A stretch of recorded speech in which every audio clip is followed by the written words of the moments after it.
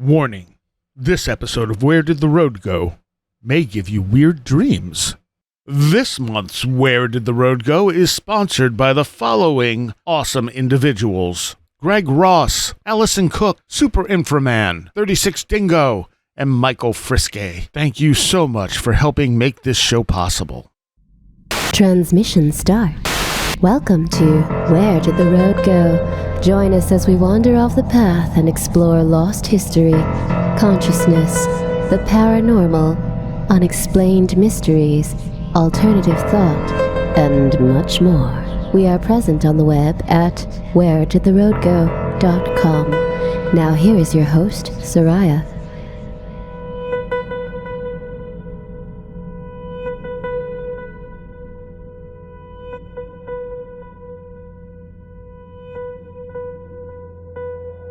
Welcome to this edition of Where Did the Road Go? And tonight I am joined by Edson Freeman, who has written a book called Strange Light, Personal Encounters of UFOs, NDEs, and Other Enduring Mysteries. How are you doing, Edson? I'm doing good. Thanks for having me on. And you're located down in North Carolina, right? Yes. And this is book number one. Book number one. First time out. And did you publish this yourself? Yeah. I did have some good mentors helping me out, but it is self-published. Yeah, she worked with Mike Cleland on some of it, and Suzanne Chancellor, both of whom have been on this show many times. Right, and if you know Robin Lassiter, I also had her mentoring me a little bit too. I know who she is. I haven't actually had her on the show. Okay, yeah. But yeah, so that's cool. It's a good book. It's a collection of diverse stories about people's transformative encounters with the paranormal. Do you think that fits? Yeah. I tried to cover a broad spectrum of all different types of experiences, near-death experiences, UFO encounters, precognition, all the different things. But you seem to also focus on how these experiences changed them, the effects it had on them. Right. Yeah. I thought that was a really interesting part of the story was, these are a lot of times these stories come with a stigma, whether that's sort of a stigma encouraged by maybe the military industrial complex or some aspect of it, or maybe by somebody's religion. They don't want you talking about UFOs. So that can have an effect on people, but also just the fact that this weird thing happened that you don't know what to make of it, that's going to affect your life. So yeah, I thought that was a really interesting piece of the puzzle. I also find that people who are simply hallucinating don't see that happen in their lives. Oh, you mean that it doesn't really change their life, change the direction of their life? Yeah. Right. Yeah, that makes sense.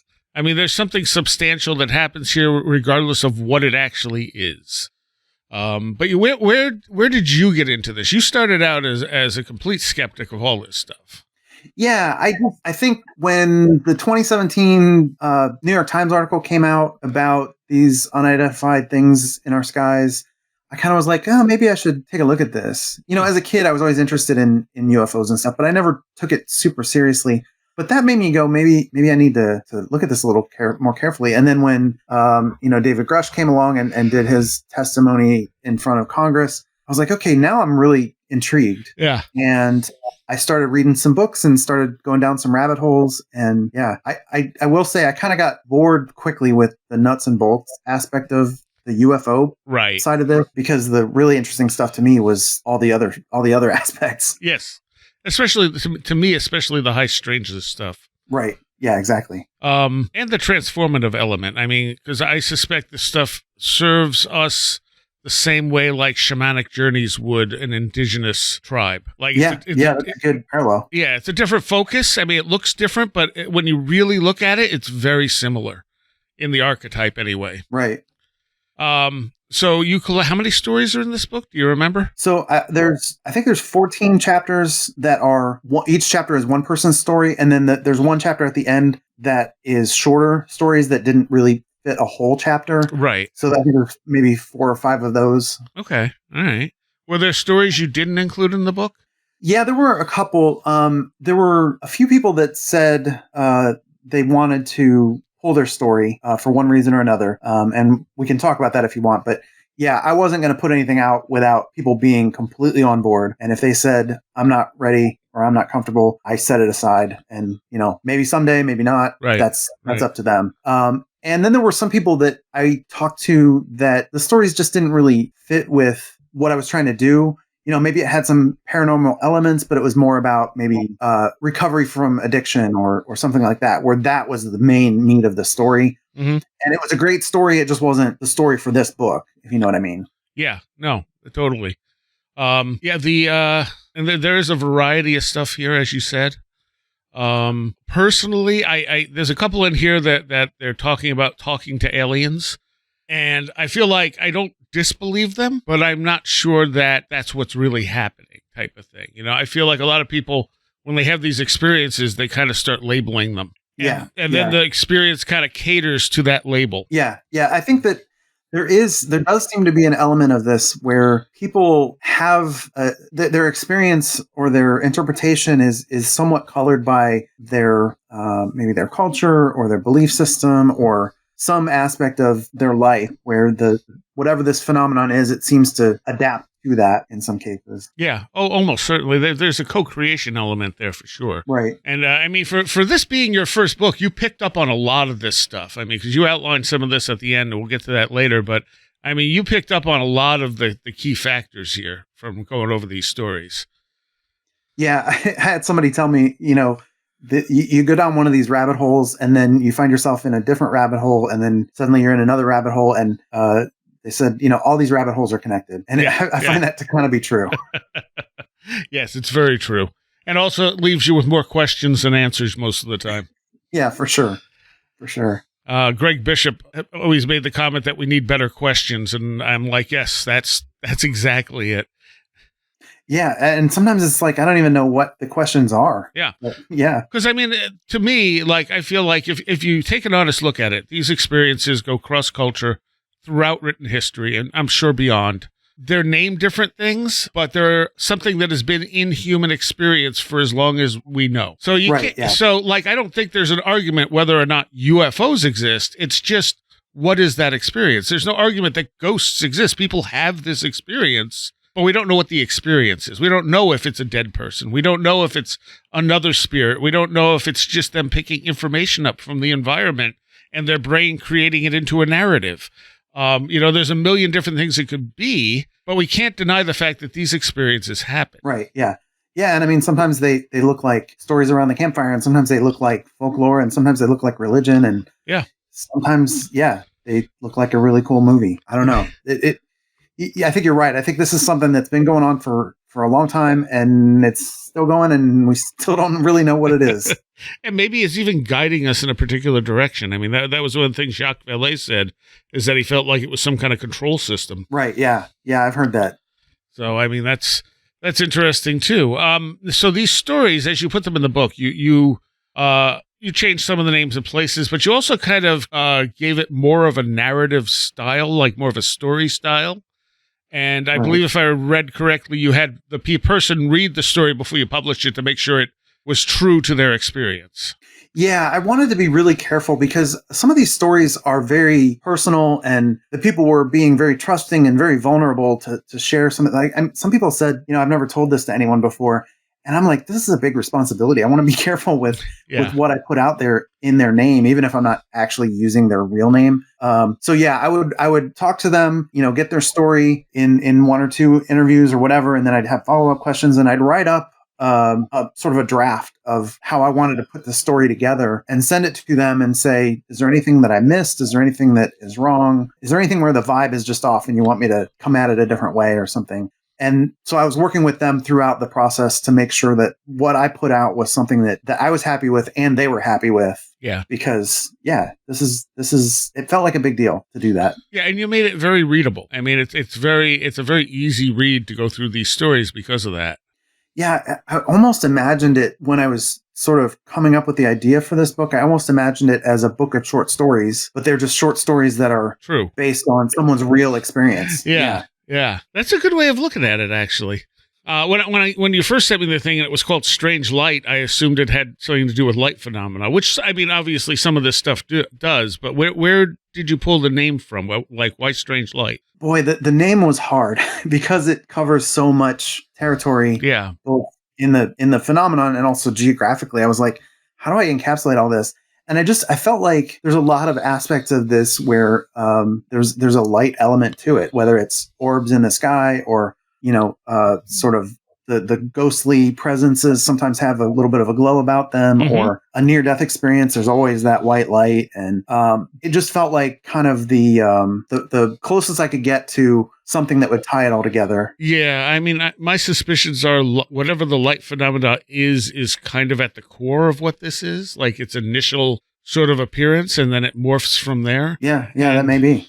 One of my theories is that the reason we have trouble like photographing this stuff, why cameras malfunction or things show up blurry, is that they're giving off either infrared light or they're giving off another form of light that our technology doesn't know how to handle.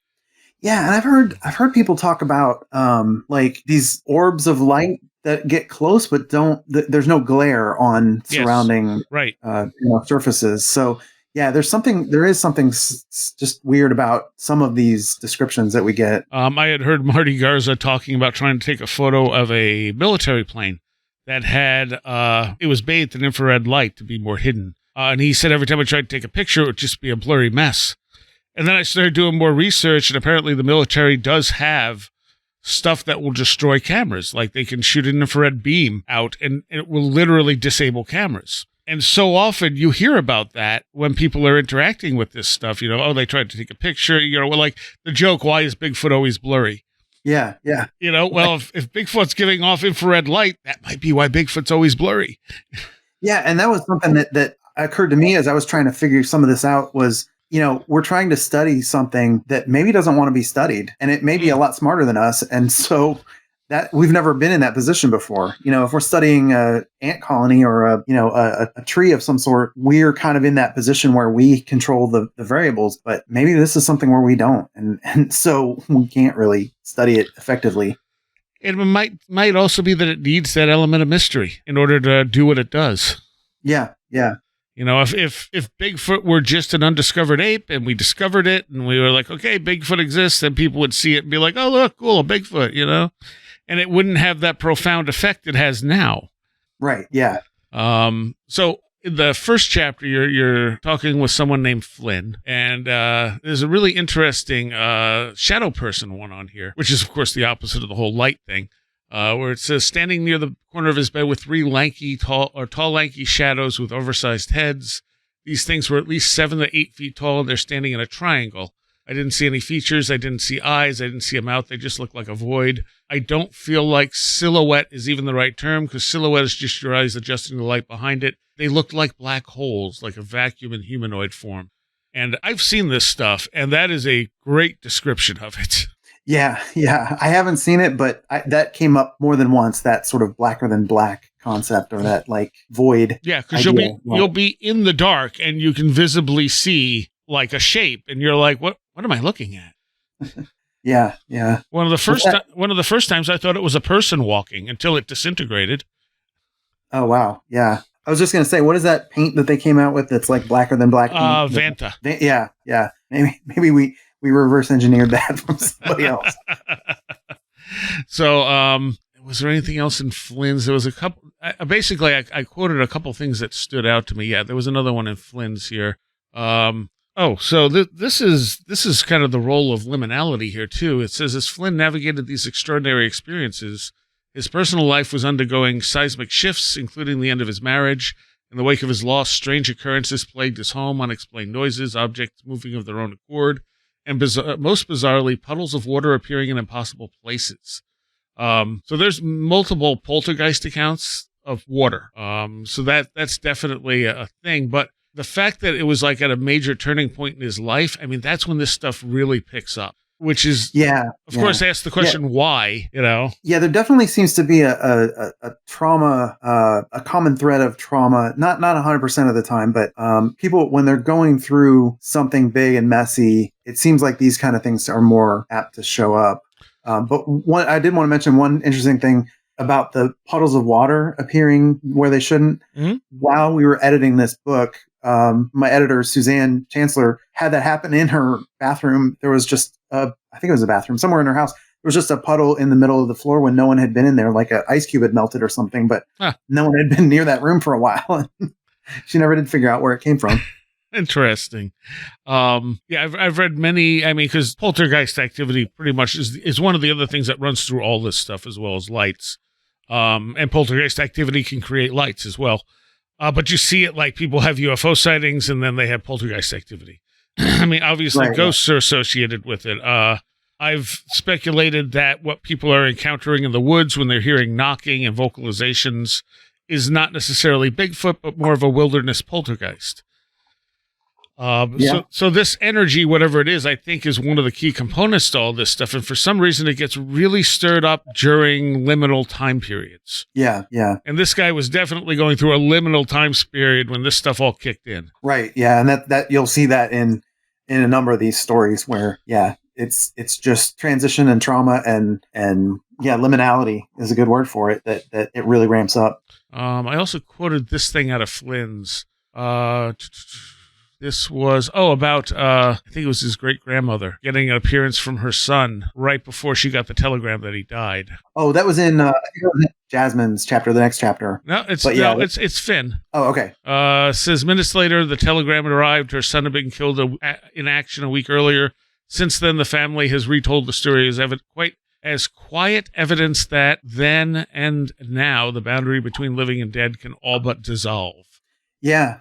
There's an interesting tie to people who have passed on or sometimes past life memories.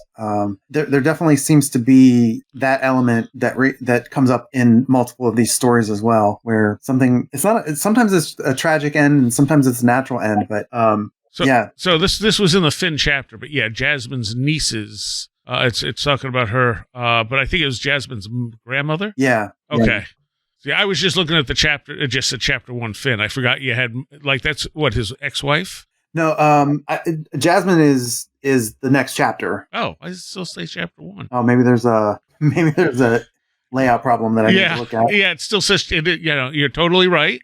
It is the next chapter, but for some reason at the top it still says Finn. Yeah, I'll have to look at that. Minor thing. Yeah. But your stories here, you have stories from Australia. You got one guy who was originally from, was it India? Right, India. And there's a couple of shorter ones at the end from Japan and the UK. Yep. So you definitely have a wide variety of stuff here. And I find it interesting too, and this is what I find, it used to be that people would be like, oh, if you have more than one experience, you're lying, Yeah. And the reality is, if you have one experience, that's the weird thing, because most people have a lifetime of you only have one kind, yeah. And again, that speaks to the interaction of this stuff. And I feel like it used to be that if you went to, say, a paranormal conference and started talking about UFOs, you might get some sideways looks and vice versa. If you're at the UFO conference and you're talking about ghosts, people roll their eyes. But I feel like that's past now. I feel like it's still there. Okay. It's a little better, but it is still there. Yeah. Because that's always the joke. The ghost people think the UFO people are crazy. The UFO people think the Bigfoot people are crazy, Yeah. I think some of those walls are coming down a little bit because of all the people that are having these crossover experiences and talking about them a little more. It's been a long time coming. But you still have that old guard, the nuts and bolts, ETH people, the ghosts are dead people, and they're not willing to look at the things around it. Like one of the things that bugs me is, obviously we have tons of paranormal accounts for centuries, but so often, like if someone is, say, a Bigfoot researcher, and then the person says, oh, and then I saw a UFO, they'll leave that out, or vice versa, because A, they feel it makes the story less believable, and B, they're not interested in that. Yeah, that's a fair point. So, how much data have we lost in some of these cases that had other weird elements that we just know nothing about? Right, yeah. Yeah, and our minds can kind of play tricks on us sometimes too, where it's like, well, that must have been my imagination. Yeah. Well, the universe can't be that weird. I think one of the times I had Seth Breedlove on, I think it was the Whitehall documentary he did, which was basically a Bigfoot encounter. And I said, so were there UFOs? And he reluctantly admitted that right across the street from the main activity, a UFO came down, landed on the woman's lawn, and left a burned circle in the ground. And he was probably like, I don't want to even tell this because then everybody's going to write me off as crazy. Right, exactly. It's like, plus he was very much into the flesh and blood Bigfoot, so what does the UFO have to do with it? Yeah, yeah. You know, and then there was also poltergeist activity happening at the same time. It's like, yeah, all this stuff is connected. Right, yeah. So let's see, does it still say, yeah, it still says chapter 1 Flynn, but I think this, yeah, Jasmine. So, she had an experience, let's see, continue. So she had something, come up to her, it sounds like when she was in bed. I only took little quotes out of this. And she prayed until it was gone. And it says, after this harrowing experience, Jasmine reached out to one person she thought might understand, a new friend, a kindred spirit, whose past intertwined with her own. He told her he had a weird experience of his own to share. When they met the next day, her eyes widened as he told his story before she told hers, and he had the same thing happen to him. Do you remember this? Yeah.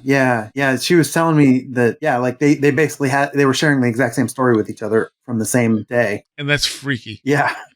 Yeah, what was her encounter here? So she had like precognitive dreams that she couldn't explain until after the fact. Right, of course. That was the big thing, I think, for her. I mean, she had all kinds of varied experiences with past life memories and things, but this was an 8-foot tall, slender shadow figure. Yeah, and it was creepily coming toward her. Yes. She hid under her covers. And then prayed, and it disappeared. He had the same experience. Right. So, and the fact that he was the person that she talked to, I mean, like, how does that interconnectedness even work? Right. Yeah. Because that is something you talk about in here at the end is the connected nature of reality. Right. Yeah. And I mean, in that case, like she had just made this friend. I want to say this was when she was in college. And she made this friend, and it just seemed like the right person to tell this story to, because that's the kind of story you don't want to just tell to anybody, because they might, like we were talking about, they might decide you're just a crazy person. Right. But she was like, this is the person that will hear me and understand this story. And they get together, and he's like, wait, I got to tell you mine. It was the same. Yeah, that's freaky. I mean, it almost seems like whatever this thing was wanted them to talk about it. Yeah. And a lot of people assume that when you're seeing a shadow being, it has to be evil. And I don't know. I don't go with that. Yeah. A lot of times, go ahead. I was going to say, I try really hard to not make assumptions about, what this is or whatever its intentions might be or its purpose might be, because I don't know. Well, I think I think there's a co-creation thing going on, and I think we feed into it, so if you're seeing something and it scares you, you're giving it fear to work with, that fear energy. So then it becomes scary, and if you don't give it that, if you give it curiosity or something, then you have a different experience of it. Yeah. And I've heard some conversations around sort of this idea of consent. Like if you don't want this scary thing to be in your bedroom, you just put that thought or that intention out that I'm drawing a line here. This is too much for me. You can talk to me outside if you want to, that kind of a thing. Right. Yeah. And I mean, I've had stuff. I had a shadow experience when I was very young. I mean, teenager, probably. I forget exactly how old, but I was watching it move around my yard. It's just a ball on the ground of pure darkness in the middle of the night. But it was like a moonlit night, and I'm going, okay, I'm looking at this thing. I don't think it's real, but I'm seeing it. Like, okay. And I got the impression it wanted to come into me, and I was like, yeah, sure, you're not real. And it zipped to my feet and disappeared. And over the next week, I started feeling like my moral compass kind of shift, where I was like, well, why shouldn't I do that thing? Or why shouldn't I, why do I, because I'm one of those people that, like, even if it's bad for me, I tend to tell the truth. I just have this unflinching honesty, and I'm like, well, why do I do that? And at some point I went, why am I questioning these things? And started piecing it back and went, did have that shadow, was that real? And so I walked back out the next night, and I told it to get out, and I watched it zip out of my feet and out into the field. Wow. And I went, okay, I'm not sure I didn't imagine that, but something just happened. Yeah. And I've heard people tell me, oh, that was a demon, and I'm like, but was it? Because it strengthened my moral compass. It didn't hurt me. It was kind of like, okay, we're going to test you, and you passed, because you didn't give in to that. Yeah. But I mean, yeah, and I mean, we could put labels on things all day long, but I mean, there's no way to know at this stage, at least, what that was or what its purpose was. We can speculate, but was it a part of my unconscious that projected that out there because, to strengthen me? Right. Yeah. Or was it something that was malignant that I just kicked out? Right. I choose to take it as a test and a learning experience. Yeah, and that seems like the healthy answer. So what else did Jasmine have here? Jasmine has a bunch of interesting stuff. She's talking about clairaudience and how she sees synchronous or hears synchronicity and stuff. Yeah, I mean, she described her perception as like she would be drawn to things, maybe a snippet of a song or some headline on a newspaper or just things in her environment that she would be like, this seems significant, and then she would be able to sort of piece them together over the course of a little while to come up with what message was trying to come through. Yeah, that's interesting. I mean, anyone dealing with synchronicity knows that's how it works, but the fact that the song lyric thing for some reason stood out to me. Yeah. That seemed like that was a big one to her. Songs and words on printed words. Those seem to be the two that really she was able to connect with. I mean, which of these stories stood out to you the most, do you think?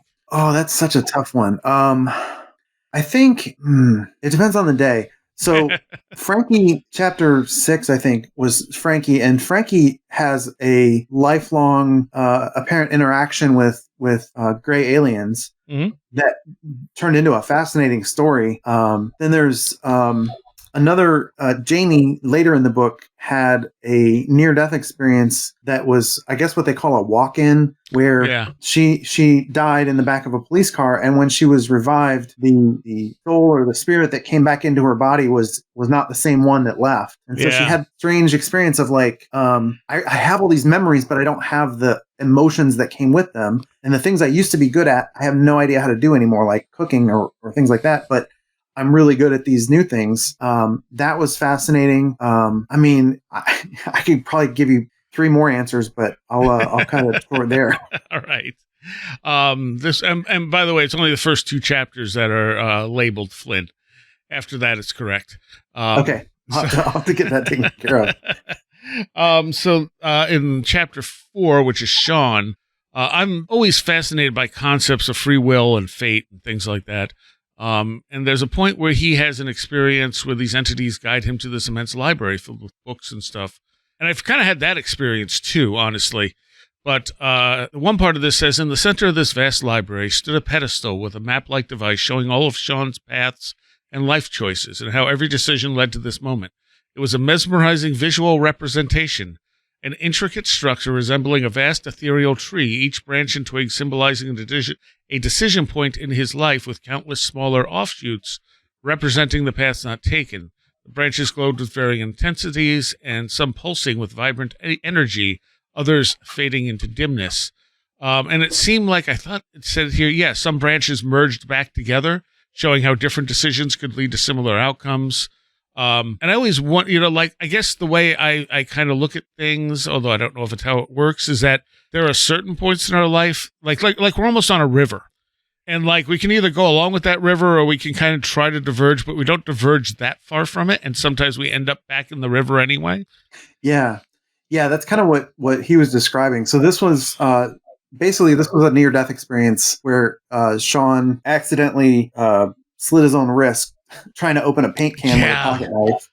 And as he was in this, in this near-death, in this space, other place, they showed him this. And what was interesting, I mean, it's interesting by itself because it's a fascinating, like these branches would branch off and they were just different decision points, but sometimes they would merge back at some key moment, and almost like you couldn't avoid this, or you would have a harder time avoiding this key moment in your future.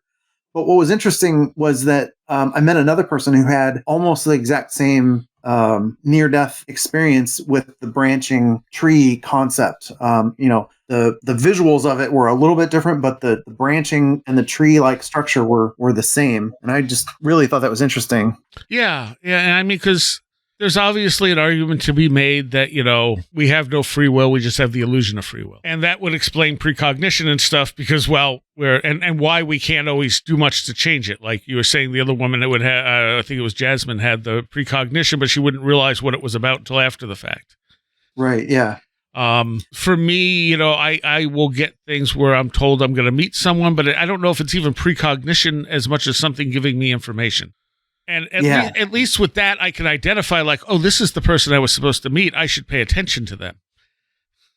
Yeah, yeah, yeah. And I mean the whole the free will thing. I think about that sometimes in regard to the synchronicity question. So if I think about the synchronicities that happen, they usually involve steps taken by other people. Yeah. That this couldn't have happened without their participation. But did they have free will to get to that point too? You know, and how granular do we get on this concept of free will? Like, what if today I decided to put on green socks instead of white socks or something? That's a trivial decision that I made, but could it be like a butterfly effect thing where these little decisions sort of pile up into the synchronistic event or something? Right.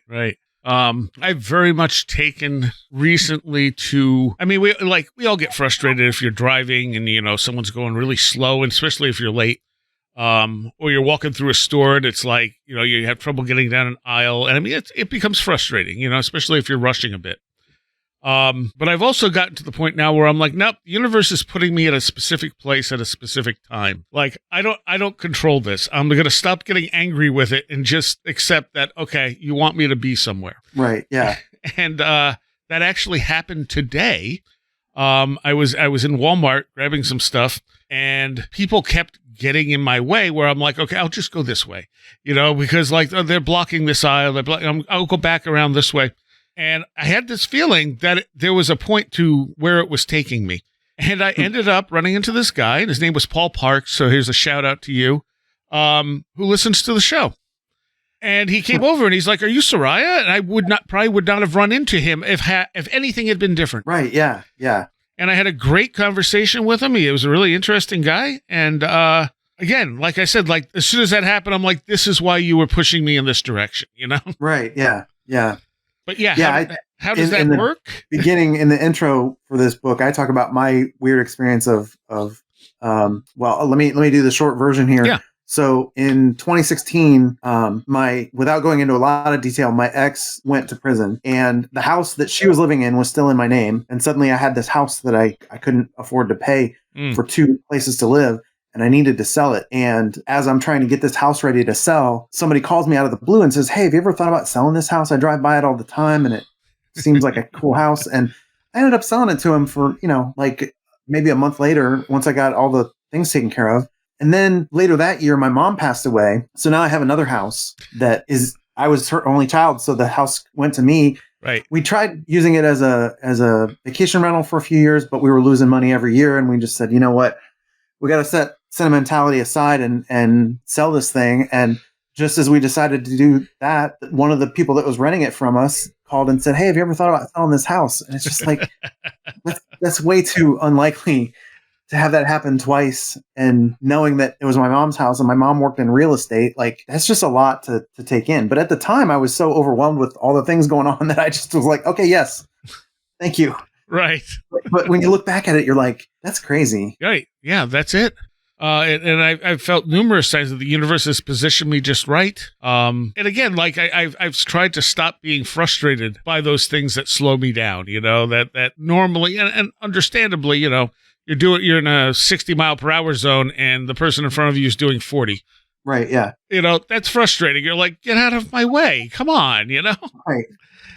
But now I'm just kind of like, okay, well, there's a reason I'm doing 40. So we'll find out what it is, maybe. Yeah. Yeah. Because I do think you never know. Like it may be that if you had been going 60, you might have gotten in an accident. But right. That didn't happen or whatever. Yeah. Yeah. That's the thing. Because sometimes there's nothing obvious. Like today, it felt obvious. Like when that happened and I met that guy, I was like, oh, this is why you pushed me over here and put all these annoying people in my way, you know? Right, right. Because otherwise I would not have come over this way. So, I mean, and that's happened many times to me where I'm just like, okay, so stop being annoyed, you know? Like just let it go. And the side benefit is you can de-stress a little bit about those things that are so annoying. Exactly. So chapter 4 with Sean, he had a UFO experience that he and his daughter saw, but his wife wasn't able to look at it. Yeah. Do you want to get into that a little? Yeah. So we already talked about Sean having this near-death experience, but then also there's all these UFO tie-ins. his wife was just like not willing to look out the window. And it wasn't, I got the impression talking to Sean that it wasn't like she was being difficult. It was just sort of like, there was something that was, I don't want to say preventing, but like convincing her to not look that way. Yeah. Yeah. And then further in that chapter, Sean finds out that his grandfather and his mother and his aunts and uncles had all these UFO experiences when they were children, and his grandfather kept a journal for many years. I would love to see that journal. I know. Yeah. Yeah, I would too. And yeah, he went to pick it up after his grandfather passed away. He went to ask his mom if she could get the journal, and because he wanted to look at it, and he went to her house to pick up the journal, and she came to the door and said, "Here it is, but you're in it." And he was like, "What?" So yeah, your grandfather mentioned you in his journal, because he apparently thought that Sean was going to be sort of next in line to be having these experiences. So, and it turns out apparently he was. I think this was my favorite story in the book. Sean's story? Sean's story, yeah. Because it had a lot of interesting elements. The fact that he almost died, what was he doing? It was something simple that he just slipped with, right? Yeah, he was opening a paint can with a pocket knife. Right. And it slipped and went right into his arm. And I'm like, I could see myself doing that. Yeah, me too, yeah. And at first he ignored it. Like he was just like, okay, whatever, and that's exactly what I would have done. Like, oh yeah, I cut myself, okay. Yeah. And then it ends up temporarily killing him. And then, of course, I mean, it's not unusual after near-death experiences to start having other things. It's like it opens you up to something. But then you have the generational stuff. Like there was a story you have in here from 1965 where they were in Manitoba, and Sean's mother and her siblings experienced a close encounter with a UFO while playing outside. They said when they came alongside the field, the road was straight and flat ahead, but off to the left in the field, they saw a shadow shaped like a cowboy hat that looked too big to be real. What they saw next was quite extraordinary. An opening filled with white light appeared at the bottom of the shadow, and out came an object making a slight humming noise, hovering a foot off the ground. The craft was smooth and silver, and to Mom looked like a turtle shell. 3 small beings, with the children described as pixies, emerged from the smaller craft and seemed to beckon to them. They started dancing up to the ditch and onto the ground, Sean explains. All were 3 feet tall, thin, spindly, and wearing orange and green tight skin suits. Their heads were covered with a seamless helmet, so no facial features were visible. And then the kids ran away screaming. Yeah, I mean, it's interesting that in, Manitoba in the 1960s or whenever it was, it wouldn't have been in the lexicon to talk about UFOs and aliens, so they came up with a cowboy hat and pixies. Yep.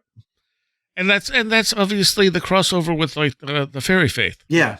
When Jacques Vallée said, well, wait a minute, this is like the same thing with a different face on it. Yeah. And what was the other thing? And it says here, the family tried to share their story, but were met with ridicule and disbelief and decided to keep the experience amongst themselves.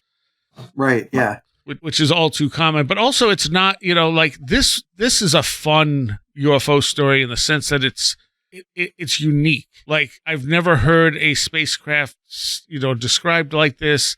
The beings coming out of it weren't like the typical grays. They were like these weird, pixie looking things with green and orange suits and stuff like that. Like to me, that's way more interesting than the standard gray encounters. Yeah. Well, and there's another story in that chapter where Sean's grandfather worked for the Forest Service, and one summer his partner got swapped out for somebody else, and it seemed to be a guy who knew nothing about Earth.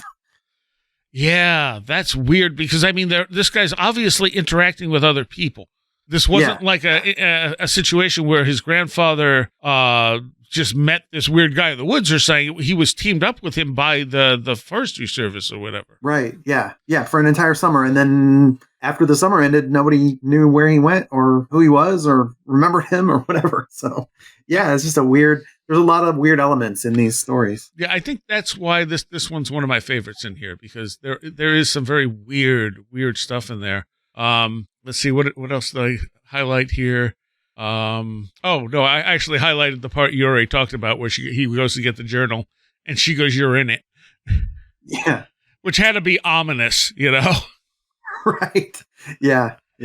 And the other thing I highlighted was the stranger, and it said what made the encounter unnerving was the stranger's line of questioning. He began innocently enough asking about local trees, medicinal plants, and other species Frank monitored, but soon drifted far from forestry. The man pressed for details on the causes of human wars, patterns of social behavior, even the basics of genetics, and then pivoted to metaphysics, quizzing Frank on past lives and reincarnation. Yeah. I mean, that would be such a weird experience to live through. Like, thinking back, if that happened to you, like, what would you even make of that? Yeah. And it also said it kind of alleviated his depression. Right. Yeah. So, yeah, what was he dealing with? Was he just dealing with a really weird guy, and that weirdness helped him alleviate the depression, or was he dealing with something other? Right. And if he was, it was something that also masqueraded through everything else, since other people saw him, other people knew of him. Yeah, exactly. Yeah, it was. Yeah, I think the grandfather basically said, looking back, that he thought that guy was not from around here, and he didn't mean like from Manitoba or whatever. Yeah, from somewhere farther away than that. but yeah, I don't know what to make of that one. There's also a point where he and his was it his father? I think it's his father that they share like this apocalyptic dream. Right. Yeah. Like the father's dream is a continuation of Sean's dream. Yeah. Without them talking about it initially. Right. And I've heard people sharing dreams. I've never heard of one dream continuing into someone else's dream, though, and in detail. Right. Yeah. It's very strange. So yeah, this is why it's one of my favorites in the book, because there was just so much stuff where I was like, okay, that's awesome. I want to see this journal. Like, Yeah. Like you should just go and like edit it up and publish it. Yeah. Well, I will say that Sean does have a YouTube channel. I think he hasn't posted anything in a while, but he does talk about his grandfather's journal a little bit. I don't think he's put the whole thing out there yet, but he does talk about some of the stuff that's in it. Okay. Yeah, that's right. I remember you saying that on here. Yeah, I mean, the only thing in the entire thing that I kind of cringed about was the fact that he got hypnosis. Yeah. I mean, I kind of just took it as part of this whole weirdness, but. Well, but the thing is, so because of people like Bud Hopkins and John Mack and others, it got accepted that we use hypnosis to recover memories, but there's zero evidence that actually works. Well, and there's also this fear or this risk of sort of false memories. Yes. or distorted memories or things like that. So, yeah. So when I saw he got hypnosis, I'm like, well, at least a lot of this stuff happened before he got the hypnosis, because it tends to pollute stuff, because one of the things about hypnotically, quote, recovered memories is that they feel realer than real memories. So then people are like, oh no, I know this happened. It feels so real, and it's because your brain created it under a state of hypnosis. Or it's also one of the possibilities my co-host Red Pill came up with was that because it's an altered state of consciousness, when someone's hypnotically regressed, they may be having that experience right then. Okay, yeah. In an altered state without realizing that they're not recovering a memory. They're actually having an experience. Yeah. I think it was Brent Rains who brought to my attention an account John Keel talked about where this guy was put under hypnosis and he said, well, yeah, there's a flying saucer outside right now. And he and the doctor walked outside, and sure enough, there was a flying saucer over the building. Wow. Yeah. So almost more akin to like a psychedelic experience than a like pulling memories out of the past. And I mean, there are times where memories have been recovered, but the problem is if you don't have something to check it against, because there was a guy who, I don't remember the story, and I know this sounds weird, but there was a guy who kidnapped a bus full of school children and buried it somewhere. And someone had seen, I don't know if he saw the bus or something, but he couldn't remember the license plate. They put him under hypnosis, and he recalled the license plate, and they were able to find the guy and save the kids. Wow. But that was something they could check. Yeah. Like, oh, that was the actual license plate, and he remembered seeing it. He just couldn't recall what the numbers were, versus, say, like missing time, where maybe nothing happened, but now your brain is setting to like, oh, well, we got to create a narrative here because we got to fill in what the hypnotist wants. Yeah. Well, and I think that in Sean's case, the reason he started the hypnosis was he was trying to get like a password to a crypto account that he had lost. But then it led to these other things that happened. So. And he didn't get the password. And he didn't get the yeah. Yeah, because one of the things it says that you have here, it says the level of detail and intense emotions associated with Sean's recovered memory dream shook him to the core, and this felt too real to be a mere product of imagination. And that is, of course, the exact problem with hypnosis. Yeah. Because now it muddles the water. Yeah. But other than that, like I said, this one is one of the most interesting ones in here, I think. They're all interesting in their own way, but that was my favorite. Yeah, it's tough because I tried to get a lot of different stories, and people have asked me if I'm going to write a second book, and I'm like, give me a second, I just finished this one. But I have thought about, like, do I just keep going with this concept? But the risk there is that I don't want it to be repetitive. Yeah. I don't want to just be like, okay, here's another version of the same story we've heard 100 times. So yeah, that was part of what I was trying to do, was find people that had either really big experiences that were unique in some way, or they had lifelong experiences of weird things that made for an interesting narrative, Yeah. There was another, in Morgan's chapter, there's another, amorphous darkness, more void than shadow. Yeah. And I mean, that really interests me because I've had those experiences myself, and I just don't know what to make of them. So and again, this is just a part of all the other stuff going on that shadow people just seem to weave in there. Yeah.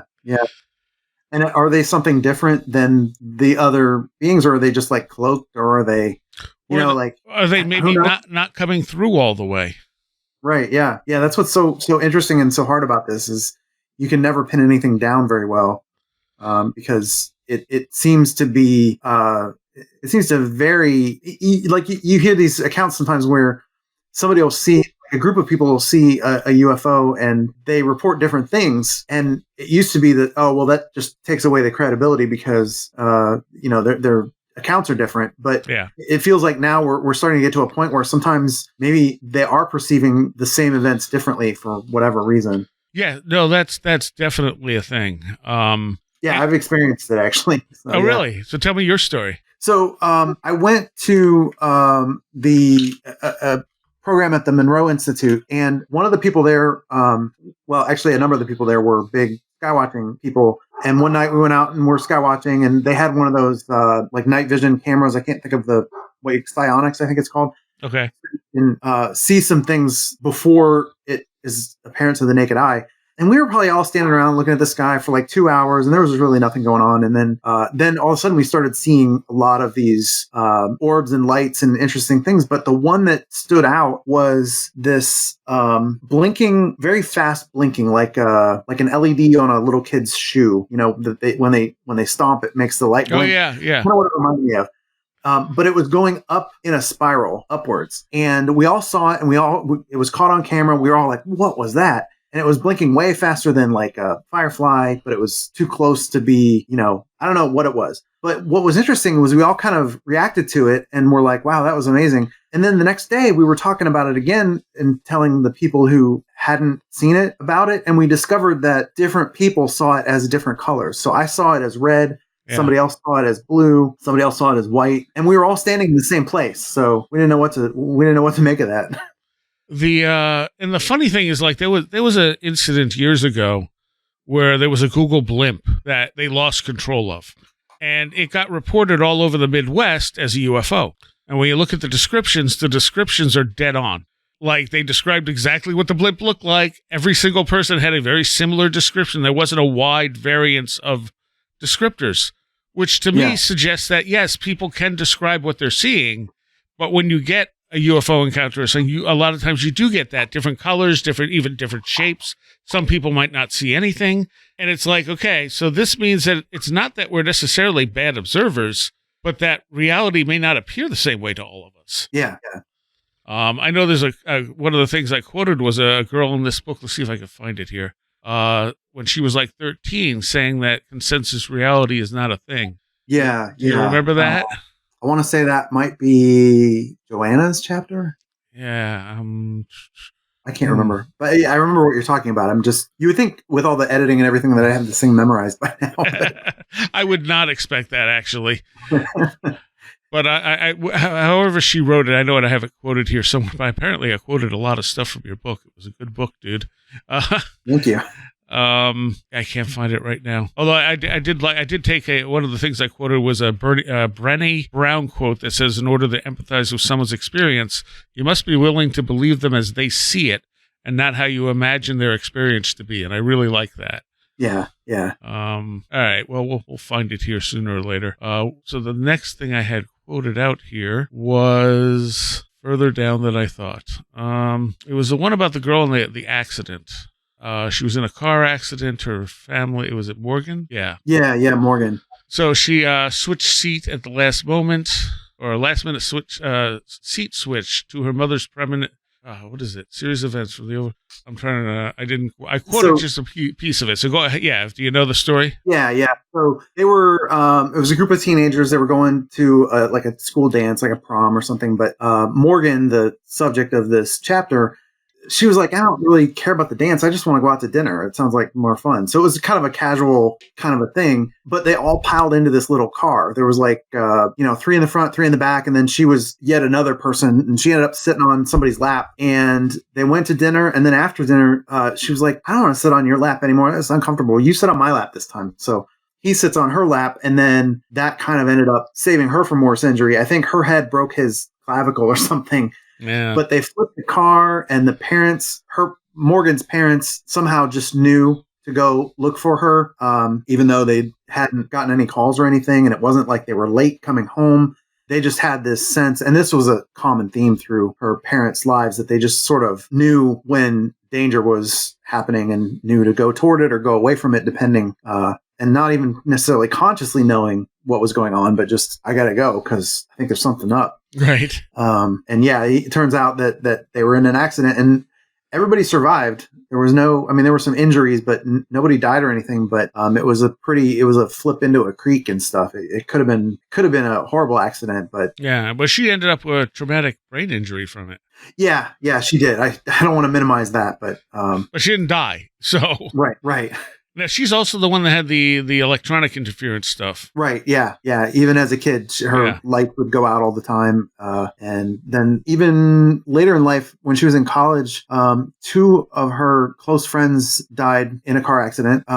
And when they were going to the funeral of the first one, the first man who died, they were in the middle of the funeral service. A light in the church popped, and a bunch of smoke came out, and she just was sort of like, "Oh, that's him. That seems like what he would have done if he could." And then they went to the other kid's funeral, and the same thing happened again, where it was a smaller light that popped, and there was a little bit of smoke, and they were like, "Oh, you tried. That was good." Although I suspect that really came from her. Yeah, I mean, you might be onto something, because she had a lot of seemingly weird things with lights going on throughout her life. Street lights would turn on and off when she sort of set her mind to it for some reason. And yeah. And then is this Talon? Is that her daughter? Yeah. And they had a very strong psychic connection there. Yeah, Talon. So I want to preface this by saying that Morgan is somebody that I've known for decades. Oh, okay. This was somebody that I didn't have in mind when I started this book, but when we were talking about the book and she kept telling me these stories, I'm like, okay, wait, stop, because I need to interview you because you have way more stories than I realized. But yeah, so she'd be driving in the car with her daughter, and her daughter's still tiny, rear-facing car seat, and Morgan would be driving along thinking about what she was going to make for dinner, and she'd be like, "Oh, I think I'm going to make hot dogs," but she wouldn't say anything out loud. Right. And Talon from the back would be like, "I want mine with ketchup." And that seems to keep happening with her whole family, all of her kids. Even she has an adopted son who seems to have picked up this connection as well, which is super interesting. We got to take a quick break. We'll be right back. Quick mid-show break here. And first, contact info, which is really simple, wheredotheroadgo.com. Get you everything. There's even a link tree there if you want to check out my other stuff, like my photography or my music show, The Last Exit for the Lost. All of that's there. You can find all our social media, emails. You can even message me directly through the website, and you can become a Patreon. And it's only $3 a month if you want to do that, and it helps out immensely, and you get extra content with pretty much every show. You get the shows weeks early, you get them commercial free, plus you get extra bonus stuff on top of that. And I have never raised the base price above $3. So thank you for everyone who supports me via Patreon. You can also donate through the website or just leave us a good review, give us a good star rating wherever you're listening to this, because that also helps. Share it with people you think might like it. As for a recommendation, I mentioned this, I think, in the last show, maybe the Patreon segment of the last show.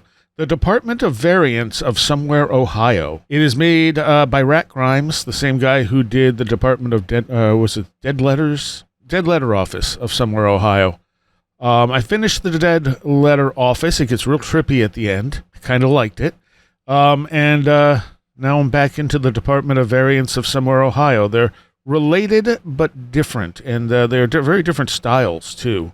So this one is I like it. I like it so far. I'm still in season 1, but I'm enjoying it. You do not have to listen to the other one to listen to this one. There's some references to it, but it's not. The other one's almost more anthology-ish. This one is more of a straight story with different characters. The other one had different characters too, but it was mostly like a narrative type of thing, whereas this is sort of the audio fiction where you're listening to a movie, basically, or a TV show. Yeah, it's cool. That's my recommendation. The Department of Variance of Somewhere, Ohio. All right, back to the show. So I'm here with Edson Freeman, and we're talking about his book, which is called Strange Light. And we were talking about Morgan and her connection with her daughter, Talon, and her other kids. And Talon also mentioned that she remembered past lives and things like that, which you do find commonly. I mean, it's one of the few things that's really convinced me that reincarnation may be a genuine thing, is that kids will spontaneously remember this stuff. Yeah. It seems to be, especially with, under the age of like 3 or 4. Yeah. And it seems like sometimes you get verifiable information from kids. Yeah, it's fascinating. That's one of the things that kind of started me down this path of broadening my lens a little bit to look at a whole bunch of different aspects of this. There was also, this is the black bear that disappeared. Yeah, that was wild. Yeah, just... You want to describe that? Yeah, she was sitting in her backyard with her youngest, who was probably like 2 at the time, I think, if I remember right. Just sitting out there, in the sandbox or something, playing in the backyard. And she sees a black bear charging at her daughter, which we do get black bears down here. And she did live in a kind of a rural area. So it wasn't at all out of the realm of possibility that there would be a black bear, and it was charging at her. So she sheltered her daughter. She just put her back to the bear to try and do what she could to protect her kid. And then the bear just sort of vanished, just dematerialized, and that was that. But when she was retelling this story, 15 years later to me, she was getting emotional, just the memory of it, because it was so intense. I can imagine. She says something near the end of her chapter that I really like. She said, I don't know if I have anything. I have guides, I'm pretty sure, unless I'm really good at talking to myself, which is fine. I self-talk. This statement encapsulates the essence of Morgan's approach, always questioning, always exploring, and always open to the possibility that there's more to our reality than meets the eye. Yeah, and one interesting thing about her describing her self-talk is that she says sometimes the self-talk is sort of in first person, and sometimes it's in second person. Like, she'll say, I need to do this, or I need to do that. And then sometimes the self-talk will be like, you need to do this. And she said that the voice in her head that uses the you, seems way smarter than she feels she is.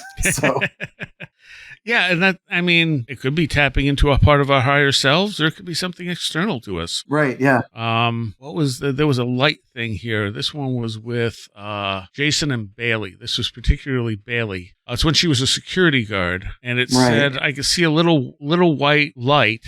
But that's it. It looked like a gnat or a spider, explaining that insects often show up as cameras, small, out-of-focus white dot. And that's something people don't realize. They'll look at especially like an infrared camera that's in a dark place, and they'll see a blob and be like, oh my God, what is that? It's an orb. And it's like, no, it's an insect. Right, yeah.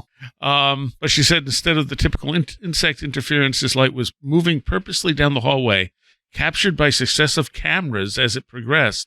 Bailey became increasingly unsettled when she realized the footsteps she was hearing were getting closer and perfectly synchronized with the movement of the light on the cameras. Switching between camera views, her heart raced as she tried to make sense of what she was witnessing. And she ended up, I believe, locking herself in the office. Right, yeah. Yeah, and whatever it was tried to, like, pound on the door or something. Yeah. But she never was able to figure out what it was. I'm not sure what I would have done. Yeah, no, I don't know. I might have just left the door open and saw what happened. I'm honestly more afraid of people than I am of paranormal stuff. Like, I'd be more concerned. Yeah, there's a lot more people that do harm. Exactly. So it's like, if that's a person running down there with a weapon or something, that's bad. Yes, I'm going to lock the door. There's no question. But if there's no person and it's just footsteps, I'm kind of curious now. Yeah, that's might be the reasonable response there. There's also the not deer thing. Do you want to explain that? Yeah. So let me back up for a second. Jason and Bailey. This chapter, Jason and Bailey are siblings, and one is a law enforcement officer, and one is a paramedic. So they're both first responders, just in different areas, and they both moved to the same rural area in North Carolina. See, now I forgot what we were talking about with Jason. It was not deer. Not deer. Yeah. Right. So yeah, he was one of those kids that would, as a teenager or a young adult, would go out looking for these experiences, like go out to the spooky place and try and see what was going on. But yeah, he saw he described it. I don't know if I'm going to do it justice, but it was like a skeletal deer looking thing covered in moss with antlers and everything that came out of the swamp or something and was coming toward him. And he couldn't figure out what it was he was looking at, but he decided to hightail it out of there. And then he connected it to the Wendigo legend. Right. Yeah. Which is reasonable. Yeah. I don't have the cryptid knowledge to really say how close that is, but I've heard of not deer before as well as its own thing. Oh, really? That I'm not familiar with. Huh. I know there's another story in here where someone saw a white deer.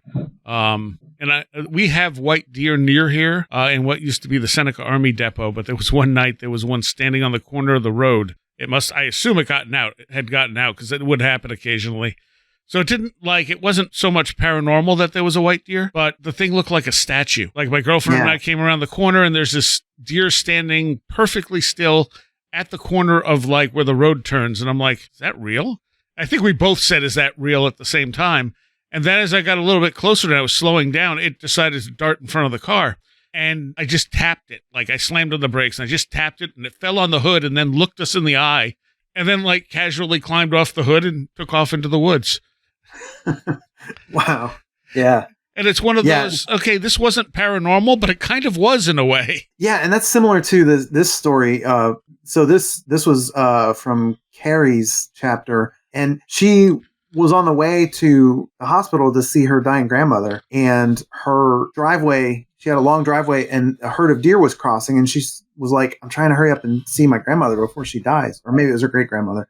But at the tail end of the herd was this white buck, and he, like, stopped in front of her car, and for some reason she decided to get out to see this buck, and they kind of had this weird connection. Like, he approached her and she approached him, and they almost touched. They got so close, and then one of the does, like, stomped her hoof on the ground and it snapped him out of it. And he was like, oh yeah, I'm supposed to be doing my thing. I gotta go. But yeah, that was the story that led to the cover art on the book. Okay. A white deer on the cover with a woman coming up to touch it. So yeah, my girlfriend at the time took it as a bad omen. And I was like, I don't think it's a bad omen. I think it's fascinating. Yeah. I mean, maybe not for the deer getting hit by a car, but I guess he was all right. Yeah, he was fine. I mean, I just hit him hard enough to knock him on the hood. Right, yeah. There was no damage to the car. The deer got off and ran away just fine. And I was like, okay. Yeah, he went home and said, that was a bad omen. Yeah, right. or maybe he thought it was a good omen. They didn't get killed. Yeah, that could be too. In the chapter, let's see, this is for Jamie. There's another thing about free will and stuff, and I like this one. It says, as she ponders the idea of fate versus free will, she gives an analogy. I compare it to a bowling alley, she says. There's one lane, your ball can go in different directions, but the bumpers will make sure you get to the end. Those are your angels working on your behalf, referring to key moments in life that may be unavoidable, she continues. I think they're called destiny nodes. Maybe there are certain points in certain people you're just destined to meet. And I definitely can feel that, that's there. Yeah. Yeah. That kind of like the river. Some of that stuff we were talking about earlier. Yeah. Because I do feel like there are certain things both in, for everyone in the world that's supposed to happen, like something like 9/11. I always had the feeling that was supposed to happen. As horrible as it was, for some reason, that was an event that was going to happen no matter what. Yeah. I've heard that same sentiment before. And I mean, there's certain things with my life where I'll do something. Like I said, sometimes I feel guided, but there have been times where I've done something very out of character, and I don't know why. Like, why did I do that? It's like, was I getting too far off the path, and this put me back in? Like, what's going on? Right. Yeah, and I mean, you get some of these weird things around big events, like the 9/11. There was that artist who worked in the one of the Twin Towers that he had made a sculpture of himself getting hit by planes, and then he ended up dying in the attack. Yeah, and I mean, there was that book about the Titanic, right? That came out way before the Titanic happened. Things like that are just like, maybe those are destiny nodes. I don't know. I mean, there was the Dream Theater record that was set to be released on September 11th, and it was a live album recorded in New York City, and the cover was the skyline of New York City burning. Yeah. Obviously that put a damper on them releasing it. Right. Yeah, there's so many things that almost look like that premonition or precognition effect. Yeah. When the bigger the event, the more of those you end up finding sometimes. And I don't know if it was even so much the size of the event, because I mean, there have obviously been bigger terrorist attacks than that, but it's the way it got so much coverage, so much emotion poured into it because of like the media coverage. Right. And the sort of the nature of it. Yeah. These collapsing iconic buildings and all the things that went with that. Yeah. So there was the disappearing house, and this was the Whitaker family, I believe. Yeah, that sounds right. Yeah. So the part I clipped is they were driving down the road, and they unexpectedly saw a partially burned out house near the road, and they didn't remember seeing it. And it sounds like they passed it, and then they went back to check it out, and it wasn't there anymore.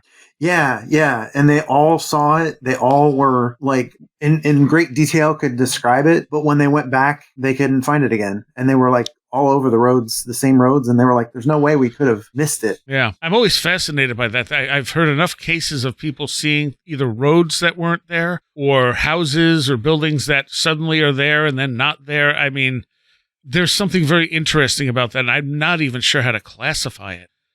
Yeah, and sometimes you get some missing time elements with it too, where you go down a road and there's a gas station or something that you don't remember being there, and then suddenly it's 3 hours later. Mm-hmm. There was a story Jeff Ritzman would tell where he picked up a hitchhiker who was very weird. And when he finally let the guy out, he was like hours and hours away from home, and he did not travel that far. Yeah. I feel like I heard about one recently where someone had that happen, where they were like hours away from where they were supposed to be, and they physically couldn't have covered that distance in the time that had passed. It's almost like reality isn't what we think it is. Yeah, exactly. Yeah. So in this same chapter, there's one of these missing time events where they were at laughing around a campfire. They said about 30 people there, and a friend wandered alone into the woods for hours before suddenly coming running out screaming, "Something tried to take me."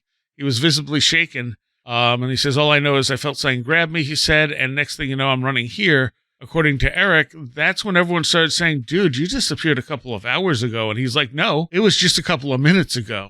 Right. Yeah. That would be fun. So, what happened there? Does this relate to how people go missing?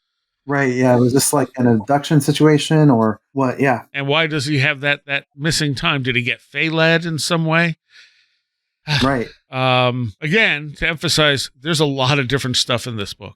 Yeah. That was the goal, was to try and find as many different angles on this to see if, we could find any conclusions. I'm not sure we did, but no, but that was the idea. But you fleshed out some interesting stuff. So this is what I was talking about earlier. It was Joanna. She said, from an early age, Joanna spoke with an unsettling maturity that was startling to the adults around her. At 13, she made a declaration to her mother that would set the tone for much of her life's journey. I don't believe in collective consensus reality, she stated, much to her mother's bewilderment. This moment of clarity came from Joanna's growing awareness that the narratives and the expectations and ideations that were around me did not encompass what I was experiencing. Yeah. I mean, at 13, that's pretty good. That's fantastic. And to make, I mean, for anyone to make that observation, I mean, because we do tend to just assume everyone's seeing the same stuff. Yeah. Yeah. What was the other thing here? Oh, she had the UFO sighting. What was this one that I highlighted? I was gazing at the Pleiades. 4 lights appeared in the diamond formation, then dropped down slowly under the cloudless sky for about 10 minutes. Holding that formation the entire time, Joanna says. This sighting was particularly significant because her neighbor, who had witnessed the light with her and commented on it as it was happening, had no recollection of the event afterward, raising questions in Joanna's mind about the nature of these experiences. And that's interesting. Yeah, that comes up a couple times in the book too, where people experience something and then when the person asks them about it the next day or something, they have no memory of it at all. Mm-hmm. Yeah, it's and I don't know if that's just our brains filtering out the stuff that doesn't fit. Right. Yeah. Yeah. Like my brain can't make sense of this, so I'm just going to toss it. I don't know. Block it off over there. Yeah. No, I don't remember that. Yeah. Yeah. I've definitely met people like that where we've had something happen and then I'll bring it up years later and they'll be like, what? I don't remember that. And it's like, and then eventually they'll be like, wait a minute, how did I forget that? And it's like, okay. Yeah. Yeah. There was one story that didn't make it into the book that was similar to that, where 2 guys saw something, a UFO, and they just got in their truck and drove home and didn't talk about it until like weeks later. And they're like, wait a second, do you remember that thing happening? Yep. That's common. That's very common. There was someone who had sent me a story. I think there was 4 witnesses, and the 2 people who were willing to talk about it saw different things, like similar but different things. And then like one of the people was like denying any of it even happened. Yeah. Yeah. It's so strange. So, and I do think maybe we just all have different breaking points on what we're willing to accept as real. Yeah. Sometimes it makes me think of, Douglas Adams has a bit in one of his books, maybe Hitchhiker's Guide. I don't remember, but he talks about the, somebody else's problem field where like these aliens would have this field that they could project around their ship that would just make somebody think, well, that's not my problem. That's somebody else's problem. So I can just ignore it. And then they have no idea that it ever was there. That's awesome. I do remember that. It's been a while since I've read that. For some reason, what always sticks in my mind is the guy who had the outside of the asylum. I forget which book it was in, but he's like, yeah, the rest of the world's crazy. Come in here and it's sane. Right. Yeah. Yeah. that and the aliens flying all the way across space and, thinking we're at war because a word happened to emanate in their world from us that meant war or was really insulting, and they came all the way here and they were really tiny and they were eaten by a dog. Right. Yeah. It's just, and that's the thing. I mean, that sort of perspective type of thing matters. Yeah. Yeah. Yeah. We make a lot of assumptions because we don't have other frames of reference sometimes. Right. So Holly had one where they had a UFO sighting, and let's see, what was it? So it was like an egg-shaped UFO with a light shining down, and it said somehow the beam of light remained. It was like somebody was shining a large flashlight down on the yard. Curious but cautious, Holly tested the phenomena. I remember as clear as anything, when I put my arm in, the circle of light would disappear, then reappear when I pulled my arm back out. And that's really interesting, that type of interaction. And the light lasted like 45 minutes to an hour before gradually fading out. Yeah. Yeah. That one I had to go back and talk to her some more to understand better exactly what she was describing. Because trying to write that story, I was like, does she mean there was like a flashlight beam, or was it just the little circle of light on the ground, or like how, and it was just such a strange, I haven't heard of anything like that before. And it was a small incident in her whole story, but it was fascinating. Yeah. And I've heard of, like John Keel again, I think it's in the Mothman Prophecies. He talks about these UFOs they'd see in the sky, and they shine a flashlight at it, and the UFO would jump out of the way. Yeah. Yeah. So it's like, it's not quite the same thing, but it's still that same type of interaction. Right. Yeah. And why? Yeah, that's the question that comes up over and over again. It's like, it's so weird. What does it mean? Does it mean anything? I mean, is it just a glitch? Right, right. So, Well, there's a few more things I want to talk to you about. We can do on a Patreon. This is the only book you have out so far. Right. Yep. And this came out when? The end of June. So it's only been out for a few weeks now. All right, cool. And do you have like a web presence or anything? Yeah. So I've got strangelightbook.com is just something I set up for, links to how to buy it and things like that. You can find it in all the usual places, but that's where I send people. Okay. Do you have anything coming up? I may try to write a second volume of this if I can find enough stories that are interesting and different, and I can turn into a coherent narrative. Sometimes that's a challenge when you get these really weird stories. Is how do I even tell this story? The weird twists and turns sometimes make it a challenge, but yeah, so I may do that. But otherwise, no, I'm just a guy that decided to write a book. And the book is called Strange Light, Personal Accounts of UFOs, NDEs, and Other Enduring Mysteries. You are Edson Freeman. Yes. And who did the cover art? That was an artist out of Atlanta. His name is Tim Lee, and he has a studio called Rabbit Run Studios. And I get so many compliments on the cover art. Yeah, it's beautiful. Tim did a great job with it. I asked him, because I had connection with him a little bit, sort of friend of a friend kind of a connection. And I said, hey, Tim, do you ever do commissions? And he's like, some of the same people I do. I'll reply to your message. And he was like, sometimes I do, but what do you got in mind? And I told him about this book, and he was like, oh yeah, I'll do a commission for that. So. Well, that's awesome. Again, it's a very easy read because of the way he wrote it. And there's some really interesting stuff in here. So thank you for coming on and talk about it. Yeah. Thank you. It's been great. There is a Patreon only segment to go with this show. If I remember right, it was probably around an hour long as we continued talking about various things. If you want to become a patron, just go to wheredidtheroadgo.com and click on the big Patreon link. Again, it's only $3 a month. And you get extra stuff constantly, just all month long, every show, almost every show. Every once in a while, we don't do a Patreon segment, but it's almost every show. And you get the shows early, you get them commercial free. Yeah, all that fun stuff. I want to welcome a couple of new Patreons. I guess 3 new Patreons. Carrie Daly, Edson Freeman. Hey, go look at that. That was our guest tonight. And Trin, who signed up as a major supporter. So thank you, Trin. Thank you, all of you, and everyone who's a patron, because everything counts. And I love having all of you here, and I love sharing all of this extra content.